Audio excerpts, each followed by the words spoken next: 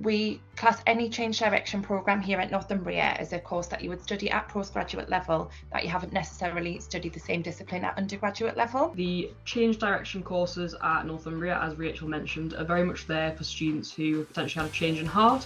They might be following on from their undergraduate study, and kind of we appreciate the choices that you make at the age of 17, 18. You might have changed what you want to do career-wise going forward throughout your degree programme, or you may be looking to return to study. So the change direction courses are a fantastic way to actually pick up a new subject area that you haven't necessarily studied before. Typically, these change direction courses are eligible to anyone who has completed an undergraduate degree at either a 2-1 or a 2-2 in most cases. Then you will be eligible to apply for the course. We have a range of different courses available, so I think off the top of my head, we've got around about 40 different change direction courses. We have them in the arts, business, social work and health, for example. We have psychology too, international relations and management and conflict. So there really is a wide range of different courses that are available to you. And as I said, you can have studied a sports degree at undergraduate, for example, and then go into our business masters through the change direction programme if you want to go down the management side of the sport route. And it's kind of linked to that undergraduate degree in that sense. Or you just might want to study something completely different, and that is completely fine.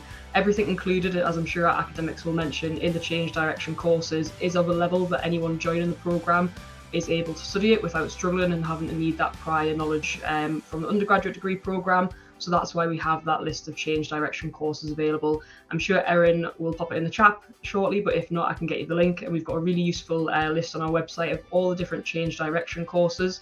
And this breaks it down into different subject areas, and you can pick up the entry requirements and so on. And what we find is that the graduates who join us really learn so much about themselves and how their expertise and knowledge that they've developed through whatever the undergraduate program they've studied can be applicable when it's brought together with other disciplines and other expertise. And so we do have this really interesting a group of alumni who have come to us from all sorts of different areas. But certainly at our programmes on the surveying side, they have no particular requirements that anyone should have studied something beforehand. So it does treat everyone equally as I guess a new student studying that discipline. But clearly it aligns with a professional pathway. And one of the other characteristics of the programmes is because they're professionally accredited, it means that in order to then qualify in that discipline, you typically will go into work in practice as a kind of graduate surveyor, and you're part way towards achieving that professional qualification. So that's another characteristic. I think that's when people can look at an array of different programs, and they have different attributes. So, you know, Mark's one was about that diversity and bringing lots of different people together. Others might be a more focused because they're aligned with a career pathway. What we find is that a lot of our applicants for master's degrees, they've done a first degree, but they then maybe spend a few years working and maybe discovering that the first degree isn't quite the passport to what they want to achieve. And master's degrees, I think, allow people to make that, to gain a focus. You get to learn more about your subject, or in this case, in change direction, about a new subject. You may, for example, have started off in international development and then thought, well, what interests me about this topic is the politics of it, is conflict, is security, which is the program that I lead, international relations, conflict and security. And we have students from all kinds of backgrounds on that program who have a real passion for the subject, who are interested in the news and what's going on in the world and want to make a difference. And so they often come onto it from that angle, from actually, you know, just being really interested in it.